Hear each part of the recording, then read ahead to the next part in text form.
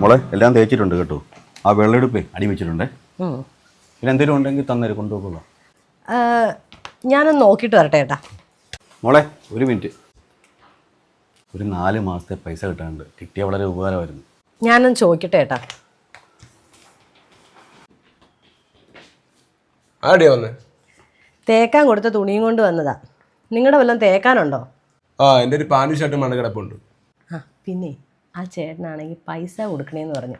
4 മാസമായി പൈസ കൊടുത്തിട്ട്. 4 മാസമോ? പിന്നെ ഓർമ്മയില്ലേ, ഓരോ മാസവും വരുമ്പോൾ അടുത്ത മാസം തരാം അടുത്ത മാസം തരാമെന്ന് പറഞ്ഞു വിടുന്നയാ. ഇപ്പം 4 മാസത്തെ പൈസ കൊടുക്കാനുണ്ട്.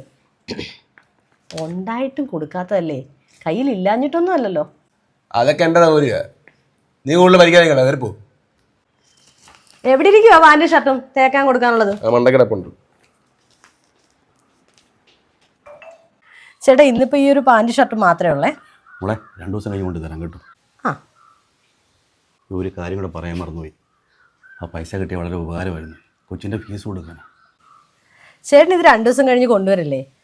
അപ്പം ഞാൻ വാങ്ങി വെച്ചേക്കാം. ശരിയാണ്, മറക്കല്ലേ കേട്ടോ. ഇല്ല ചേട്ടാ, നിങ്ങളോട് ഞാൻ എത്ര വട്ടം പറഞ്ഞാൽ പുള്ളിക്കാരൻ്റെ പൈസ കൊടുക്കാനാ? അയാൾക്ക് ആവശ്യമുള്ളതുകൊണ്ടല്ലേ ഈ ചോദിക്കുന്നത്. കൊടുക്കാടി. എന്തോന്ന് കൊടുക്കാമെന്ന്?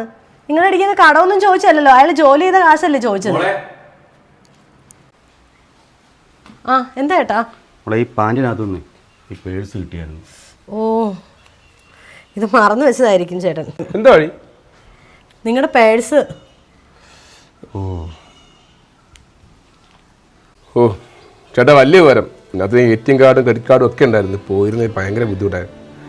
എന്താ വെച്ചോ? വേണ്ട മോനെ, വേണ്ട. ഇതൊക്കെയല്ലേ മോനെ മനുഷ്യത്വം. വേണ്ട. എനിക്ക് 4 മാസത്തെ പൈസ തരാനുണ്ട്. അത് തന്നാൽ വളരെ ഉപകാരമായിരുന്നു. എൻ്റെ മോൻ്റെ ഫീസ് കൊടുക്കാനാണ്. എത്ര ഉണ്ട് 4 മാസം? 4500 രൂപ.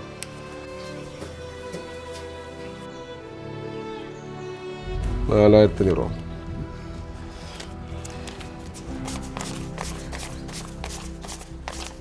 വേണ്ട. വളരെ ഉപകാരമുണ്ട് മോളെ. ശരി